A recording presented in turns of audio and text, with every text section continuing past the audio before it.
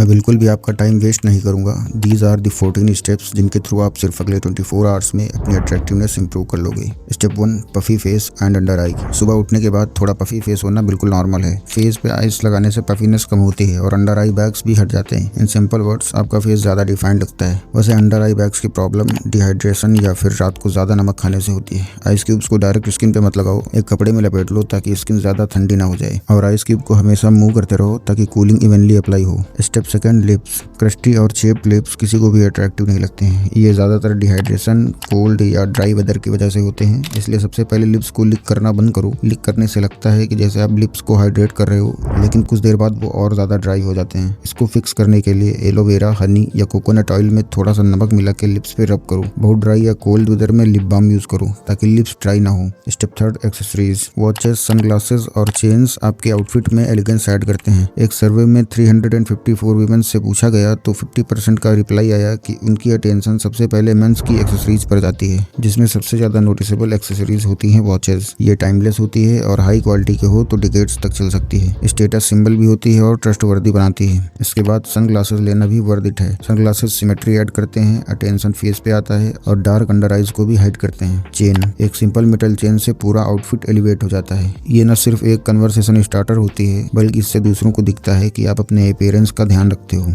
Fourth step, posture. Stand straight, head बिल्कुल body की line में हो, फीट शोल्डर विड्थ पर हो, मतलब आपके पैरों के बीच उतनी ही दूरी हो जितनी आपके शोल्डर्स के बीच होती है। अगर लोअर बैक हॉलो है तो अपनी लोअर बैक और कोर मसल को एंगेज करो ताकि पोस्चर सही रहे। चेस्ट थोड़ा बाहर रखो और शोल्डर्स को पीछे। Fifth step, hair cut. Hair cut कितनी बार लेना चाहिए ये आपकी हेयर्स की लेंथ पर डिपेंड करता है, लेकिन ऑन एन एवरेज महीने में एक बार अपने बार्बर के पास जरूर जाओ टू मेंटेन हेयर स्टाइल। अगर आपको नहीं पता है कि कौन सा हेयर कट आप पर सूट करेगा तो मिडिल पार्ट ट्राई करो। आजकल ये काफी पॉपुलर है और लगभग सभी लोगों पर सूट करता है और इससे फेस भी ज्यादा सिमेट्रिकल लगता है। Sixth step, diet. ज्यादा प्रोसेस्ड फूड अवॉइड करो। इसमें हाई शुगर, सोडियम और फैट होता है जो टेस्ट तो बढ़ाता है लेकिन हेल्थ को खराब करता है। Processed food high blood pressure, heart issues, acne, dry skin, इन सब का रीजन होता है। इसके बदले fish, poultry, beans, nuts, vegetables और फ्रूट्स जैसी न्यूट्रिशियस चीजें खाओ। ये आपको वर्कआउट्स के लिए एनर्जी भी देंगी। एंड अगर आप जिम नहीं जा रहे हो तो जाओ, इससे काउंटलेस बेनिफिट्स मिलते हैं और लाइफ हेल्दी होती है। Seventh step, sunscreen.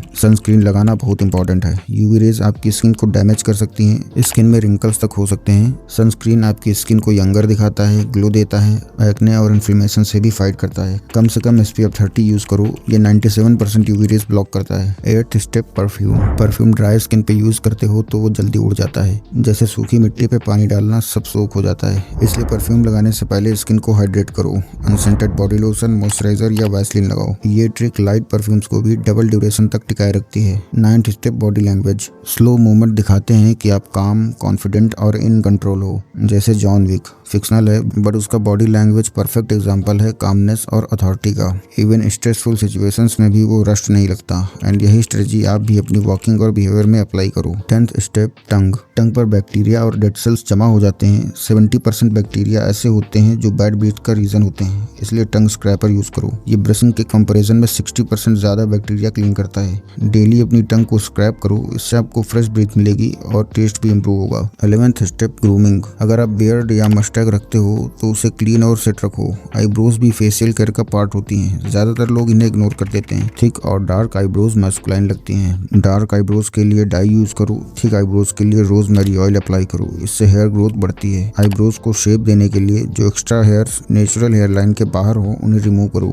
इससे फेस ज्यादा शेप्ड और मैस्कुलाइन दिखेगा। एंड अगर आप इस वीडियो को अभी तक देख रहे हो तो आपके लिए ये 2 एक्स्ट्रा टिप्स है। नंबर 1, ऐसे लोगों के साथ टाइम मत स्पेंड करो जो आपको लाइफ में नीचे खींचते हो। नंबर 2, ये टिप्स 100% काम करती हैं, बट आप लेजी हो, आप एक्शन नहीं लेते। लेजीनेस ही आपके गोल्स का बिगेस्ट एनिमी है। एंड अगर आपको अपने इंस्टाग्राम के लिए पिक्चर गाइड चाहिए तो ये वाली वीडियो देखो।